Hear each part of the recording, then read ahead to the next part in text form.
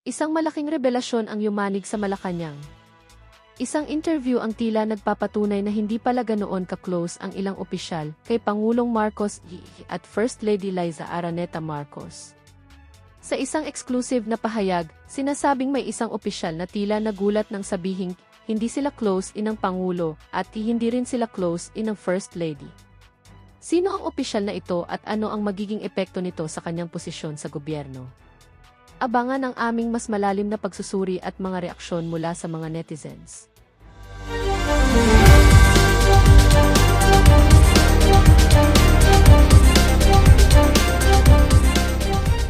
Sa ating community, yung join button, nandyan lang ho sa baba. Ito, ilalaman ho ito sa mga larawan na kung saan, kasi binibida nitong si Anticler, ka-close down nitong si Franco Mabanta, itong si dating Pangulong Rodrigo Duterte at itong si VP Sara. Sa mga naglalabas ang larawan sa social media, mas madalas niya pang kasama. Naknanto ka, kaya kapan pahon. O baka sabihin AI. Diba? Ipapalabas ko ang video mamaya. Ito, yan. Maraming picture na ganyan si Tatay Digong. Kahit ako, nakapagpa-picture ako sa kanya. Diba? Maraming picture na ganyan. Walang problema yan eh. Ang problema natin dito, yung hindi ka pa tinatanong, ito ang itanong ninyo kung anong relasyon ni Franco Mabanta sa mga Duterte, anak ng Petrang Garapata.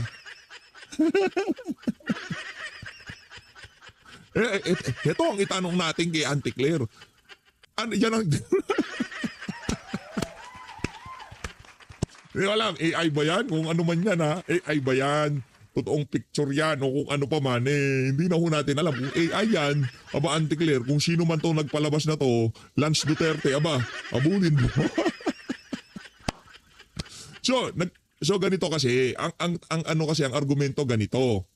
So, sinasabi mo dahil may picture si Franco Mabanta sa mga Duterte, ito, kampanya to talagang maraming picturean dyan.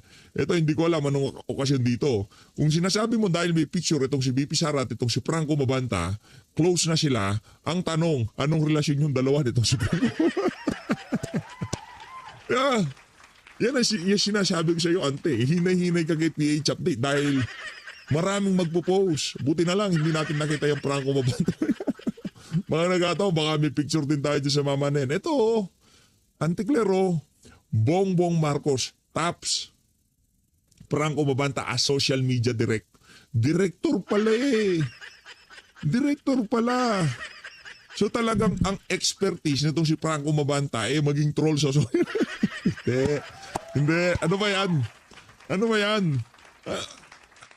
Ang tanong dito, okay lang ba kay Lisa yung ginawa nitong si Martin Romualdez dito sa kanyang pwede natin kasabihing inner friend. Itong video ni Franco Mabanta na kung saan makikita nyo ho siya. Sino kaya ka pa niya? Buti ka pa Franco Mabanta. Pambihira, di ba? Sino yan? Si Liza Araneta Marcos. Yan, Auntie Claire. Sinasabi ko sa'yo. Pagdating sa birthday yan, hindi pwedeng imbitahan yung mga acquaintance lang. Hindi pwede yun. Dapat dyan yung mga BFF. Yung mga malalapit. Kaibigan, kamag-anak, diba? Mga malalapit lahat. Hindi pwede yung itsupera. Kagaya ho nito. Sino yan? Si Liza Araneta Marcos yan. Sino yung susunod? Sino yung nakapila? Ayan tapos ilalagay natin yung balita dito na Bongbong Marcos, TAPS Franco Mabanta as social media director. Palakpakan. Ay, Auntie Claire, ano yan? Pambira, di ba? Yung sabi ko sa inyo. Di ba? Dahil dito sa PH Update, hindi ko tayo basta-basta mababalagbag niya si Auntie Claire. Siya ang babalagbagin natin dito. Eto, ngayon habang gusto ko yung kayakapan ni Ma'am Shi. Gusto ko yung kay Ma'am Shi. Yan. Yung silang dalawa ni Franco Mabanta. Tapos, nakalagay dito itong artikulo na to na kung saan kalatuyan sa political scoop pa. Yan political scoop. Fake news yung political scoop, gano'n. Anak ng Petron. Ito, Auntie Claire, game. Mga katanungan, gusto ko muna pong batiin ang ating Secretary, Secretary Dave Gomez, Yan. na kasama po natin ngayon. Jay, balagbag to. At maaari na po akong tumanggap ng inyong mga katanungan. Unang tanong mula kay Junel Maribohok, UNTV. Magandang hapon. Auntie Claire, itong isa na to, nanamnamin ko to. Kasi sarap mong balagbagin dito sa episode natin na to eh. Anak lang to ako, wala pa naman kami sinasabi. Diba? Nakaklose ni Lisa Araneta Marco. Yan problema. Kung ako sa inyo na nahimik na lang kayo, at least di na naglabasan yung mga larawan na kung saan nakikipagbeso-beso itong si Lisa Araneta Marcos dito kay Franco Mabanta. Di ba? Kakaumpisa mo pa lang. Hindi ko alam kung talaga bang ino-ops mo yung mga amo mo eh. Di ba? Wala naman kami sinasabi. Pamira, ikaw, larawan ka agad ni Franco Mabanta kasama si VP Sara at itong si dating Pangulong Rodrigo. Binadera mo, walang niya ka.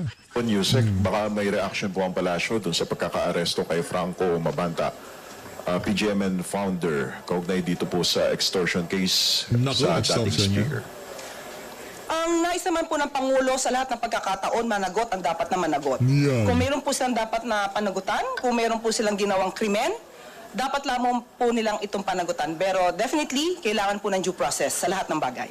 Follow up po, kilala po ba siya ng kilala po ba siya ng Pangulo dahil sinasabing may papel daw tong si Mabanta dun sa online political campaigns noon ni Ayan o, politiscoop.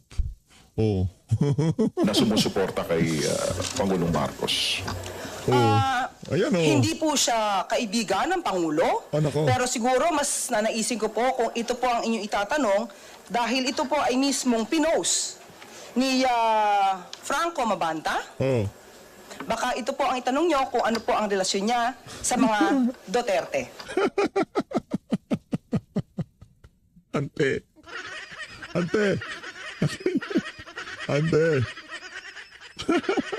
Kabeso-beso niya si Lisa.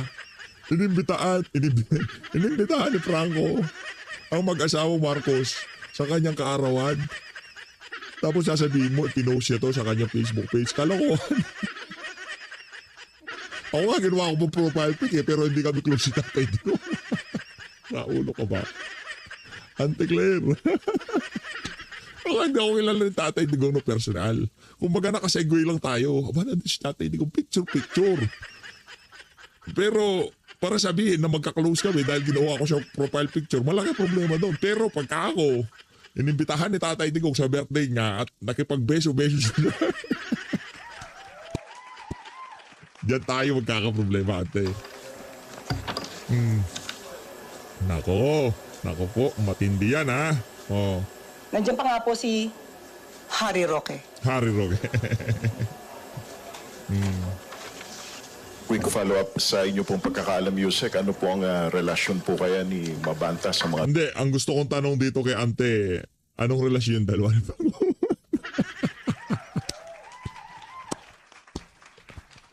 Oy, PH ha. Baka AI yan. Baka AI. Hindi, edited yan. Alam ko kasama niyo dyan si dating Pangulong Rodrigo Duterte, ha? Huwag mo kayo magpaloko sa mga sa social media.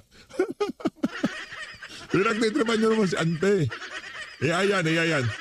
O edited yan. Di ko alam, hindi ako sigurado ha. Pero parang si Tatay Digong katabi niya di. Tinotroll niyo naman si ante. Duterte? Ay, kayo po ang magtanong sa kanya. Lalong-lalo na po, marami naman po yata siyang na-feature sa kanya mga articles na halos ay kumakalaban sa administrasyon. Sunod na tanong mula kay Jervis Manahan, ABS-CBN. Hello po, ma'am. Si VP Sara po ay nagpa-interview sa The Hague, sa Netherlands. And sinabi po niya na the country is facing a triple. Ano na? Wala na impeachment. Pamira, Ante Claire. Wala na impeachment. Wala na. Mananalo niya si BP Sara pagka ganyan ng estratehiya niyo. Ano, wala na tayong impeachment. Pambira. Anak ng Petrong Garabata, mag-impeachment na tayo. Diba? Siya lalong... Ano talaga to? Wami from rising fuel costs, weakening peso and soaring inflation. At sinabi rin po niya na dapat tulungan ang pinakamahirap dahil baka sila ang gumawa ng krimen. And she also said na wala ng pera ang Pilipinas dahil sa utos ng DBM na i-check ang savings ng mga opisina. Any comment po dito? At hindi daw po ba aware si VP na ito ay para sa uplift funds? Okay, unang-una, may kasama po ba siya mula sa mainstream media habang siya ay nagsasagawa ng kanyang press con? Press po ba talaga ang kanyang kasama? Tanong ko lamang po yan. Well, anyway, unang putok pa lamang po sa Middle East, February 28. Pagka binabanggit mo yung unang putok Ante Clara, hinay ka sa mga salitang ginagamit mo ba? Hira ka, Ante Clara. Nag-utos na po ang Pangulo kung paano matutulungan at marirepatriate ang mga kababayan nating Pilipino na mga OFWs sa Middle East. Yan. Unang araw pa lamang po yan. Oh, unang araw pa lang. Habang Unang ang putok pa lang. Vice-Presidente ay nasa ibang bansa noon. Unang putok pa lang. Oh, yan. Nagsagawa na po at nag-utos na po ang Pangulo sa DSWD kung paano natin matutulungan ang mga drivers. Yan. Ang mga tricycle Sabi drivers, PUVs, motorcycle taxi, lahat po. Pinatulungan na po at alam po nating lahat yan. Hindi lamang po yan. Mayroon pa pong fuel subsidy. At mayroon pa pong tupad project. At maliban po dyan, nag-create nga po ng uplift para po ma-monitor kung paano po matutulungan ang mga kababayan natin, lalong-lalo na yung mga nangangailangan. So yun po kasi ang nagiging problema sa isang opisyal na lagi pong nakabakasyon, hindi po niya Yan. nalalaman kung ano po ang nagiging programa ng Yan. gobyerno. Yan. Oh. Sa kasalukuyan po, tayo po ay abala sa ASEAN Summit. Ang Pangulo ay abala sa ASEAN Summit.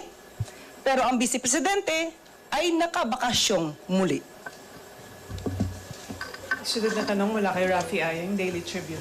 Hi, Yusek. Good afternoon po. Reaksyon na lang ng Malacanang sa doon naman sa trade of tirades and allegations sa pagitan naman ni Executive Secretary Ralph Recto and Batangas Representative Leandro Libiste. Yan. Hindi po ba pinagsasabihan ng palasyo si ES na huwag na lamang patulan ang issue? Kasi sabi kasi ni Representative Libiste, and I quote, "At sa totoo lang, enjoy na enjoy ako dito, lalo na't pinapatulan ako ng Little President at iba't ibang mga kongresista. Tinawag na akong kulang sa pansin, di ba? Baka mas madismaya pa ako kung hindi nila ako papansinin." Yan. Oh, di ba, tanong niyo po, dapat bang patulan pa ni ES Ralph Recto? Eh di sana po ang mainstream media at ibang mga SOCMED dapat hindi na rin siya patulan.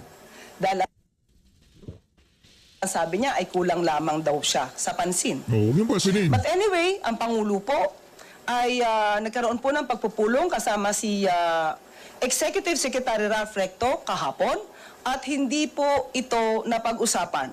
So, kung meron man silang personal na alitan, sa kanilang dalawa na lamang po yun. At sa ating pagkakaalam ay sumagot na po si Executive Secretary Ralph Recto at basahin niyo na lamang po kung ano ang mensahe ni ES Ralph Recto. Thank you. Sunod na tanong mula kay Luis Sacabato, Inquirer.net. Good afternoon po, Yusek.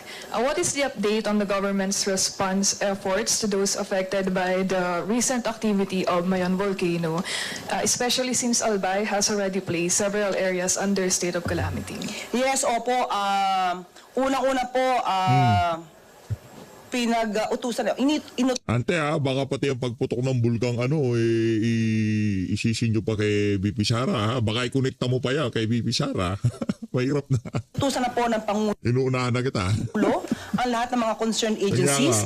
At sa ngayon nga po ay nagbigay ng pinaka-update na report ang DSWD. Nakapagbigay na po ng 93,373 food packs, 1,402 ready-to-eat food boxes, and 7,634 non-food items. At nandun din po ang continuous debris clearing operations, kasama po ang, of course, ang Office of the Civil Defense, DPWH, BFP, PNP, LGUs, and other concerned agencies. Nandyan din po ang maintaining strict enforcement of 6-kilometer danger zone and evacuation protocols, and to ensure proper management and operations of evacuation centers, and to sustain, of course, the provision of essential services, kagaya po ng pagkain at iba pang mga pangangailangan, and provide health services to affected persons. And of course, kasama rin po dito to provide veterinary care for evacuated animals and to conduct post-disaster assessments. So yun po, patuloy pa po hanggang sa ngayon ang pagmamonitor dito po sa nagaganap sa Mayon Volcano, sa Albay. Sunod na tanong mula kay Carl Magada, Daily Tribune. Yusek, may we have an update on status of DOLE Secretary Laguesma? Meron po kasi mga balita na sinasabi nila na meron ng sakit and baka possibly mapalitan na siya. Pagka po meron na po akong update, ay ipapahayag ko po sa inyo agad-agad. Thank you. Okay, wala nang tanong mula sa Cebu Media at sa Malacanang Press Corps. Balik sa iyo, Yusek Claire. At bago tayo magtapos, Philippine National Police patuloy na pinagkakatiwalaan ng maraming Pilipino. Ayon ito sa pinakabagong tugon ng masa survey Ayoko na. Kalokohan na yan, ante. Punta tayo din sa interview. Ang bira. Punta tayo din sa interview nitong si Atty. Neil Abayon, ang tagapagsalita nitong si Atty. Mans Carpio. Sa ni Vip Sara. Game! Patch ko ang papa mo sa Congress. Good morning. To Thank say you po for that. having me.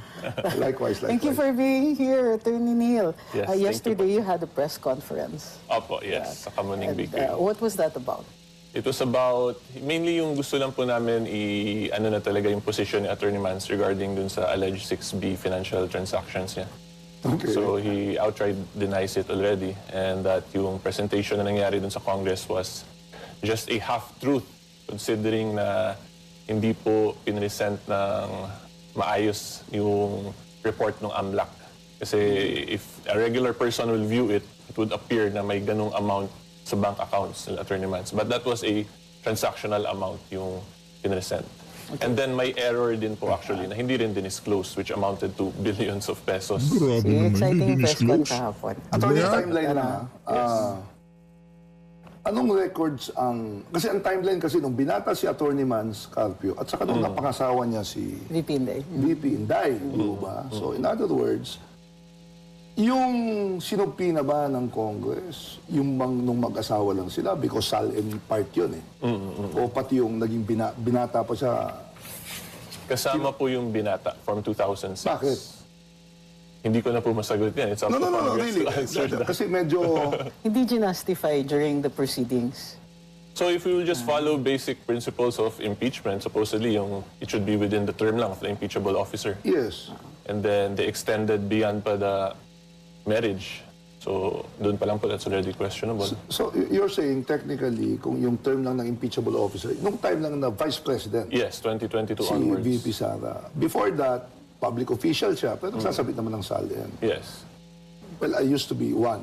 You used to be a Yes. public servant. We do that. Opo, Nagsabit yes. ng Sal-M. Pero para kunin yung kinikita ng misis ko before we got married, parang foul yun.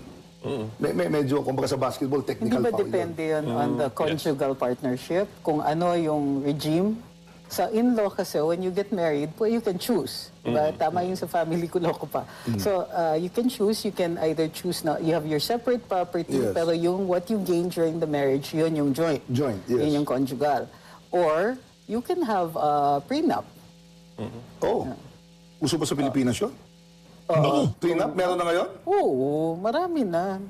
Magawa tayo niya. Ayaw ko mag-joke dyan. Baka Ako mag-prenup ako, baka wala naman akong piprenup. Ay, may prenup ko. Prenup things. Baka mabatukan na ako ng prenup. Hindi uso sa amin yung prenup. Nung nagkasawa ho tayo, walang prenup. Ano yung prenup?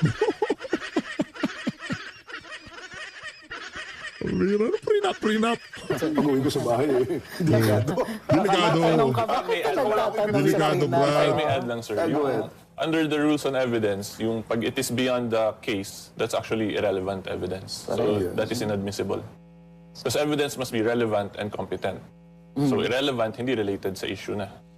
Ako, Pero ayoko na sana i-discuss yun kasi bahala na sana yung defense talaga dun. But since natanong nyo na yung period. defense ni VP Sara. But kasi since you kaya- asked for the period kasi, I need to. Kasi dapat lang eh.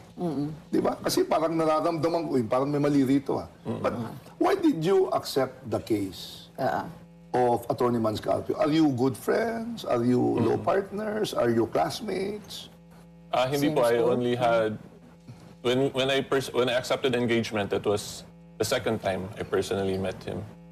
Before, tagal na, I think around 2018, 19. Si VP Sara, I had interactions during the 17th Congress when she was organizing HNP. Pero from 2019 onwards, so hindi na ako politiko, wala na.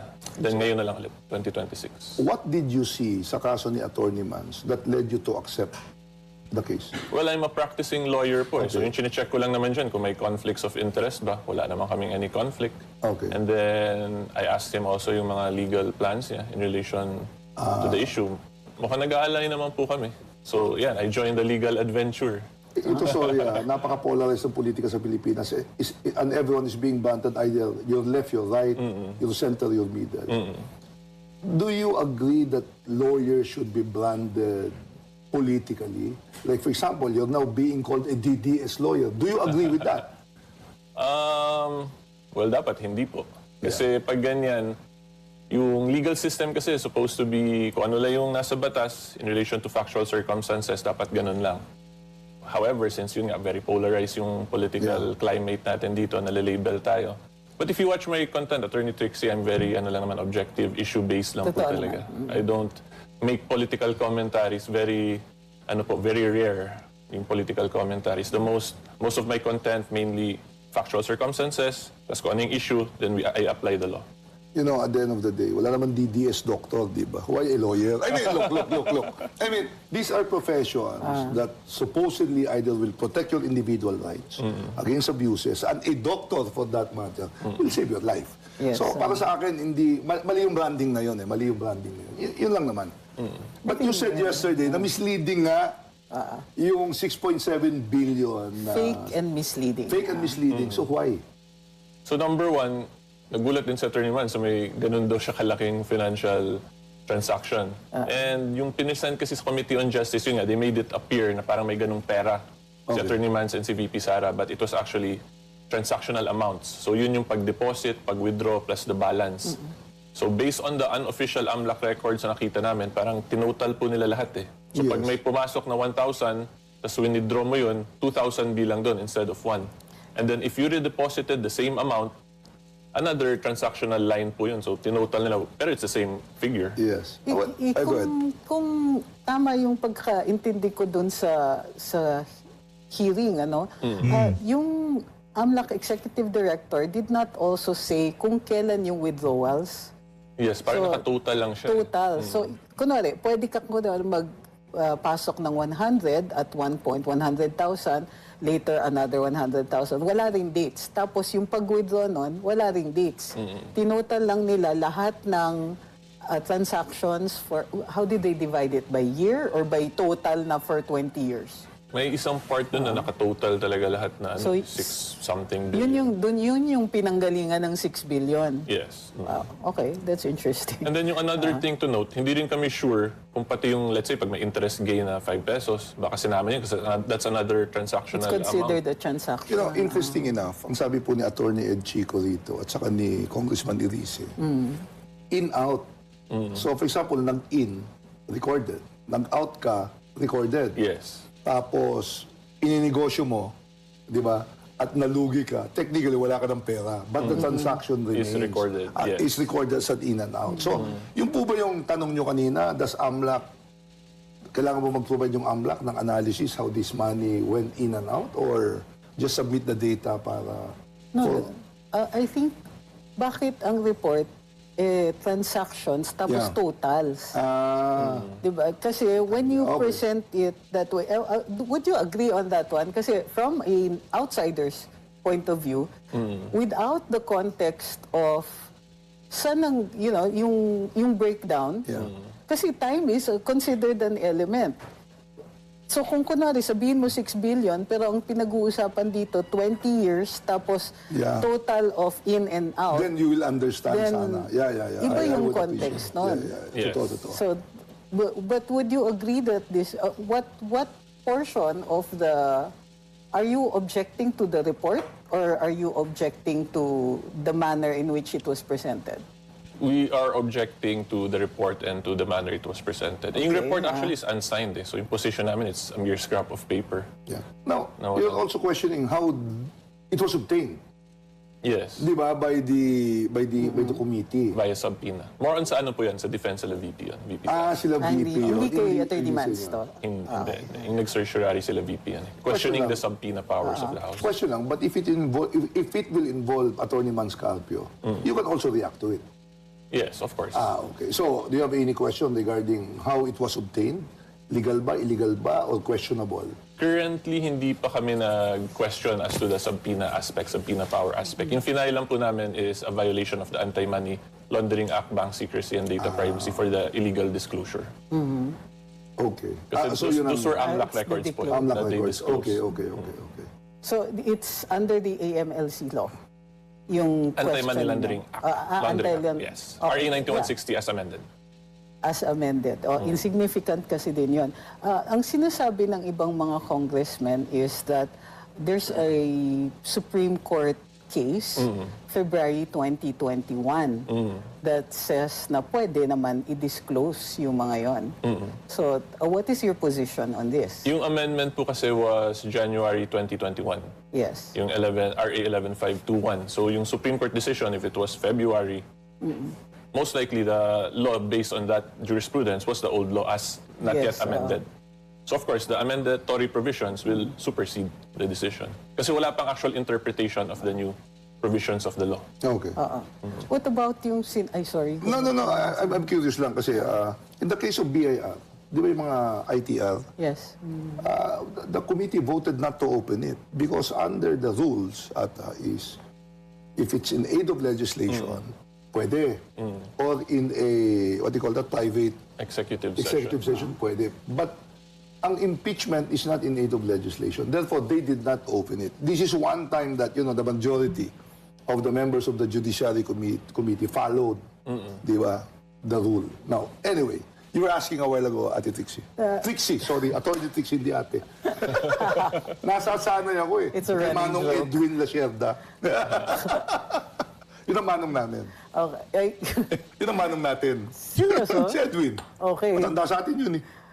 There's a 2 billion entry that was mentioned during the testimony of the AMLC executive director. But apparently it was a glitch. Could you explain what happened here? So dapat Gusto ko 2 million glitch. na yung Gusto 2 ko million yung glitch na actual yan. na receive ni Attorney Mans from his client. Okay. Pero yung bank deposited 2 Pero mapanggang sa ngayon, curious ako, magkano kaya ang nare-receive ni Franco Mabanta doon sa mga nagtatap sa kanya para gawin siyang social media director? Aray mo, PH. Ba't ka babalik kay Franco? Pinagpipilitan nila na DDS yan eh. Nakakatawa, bata ni Marcos Jr.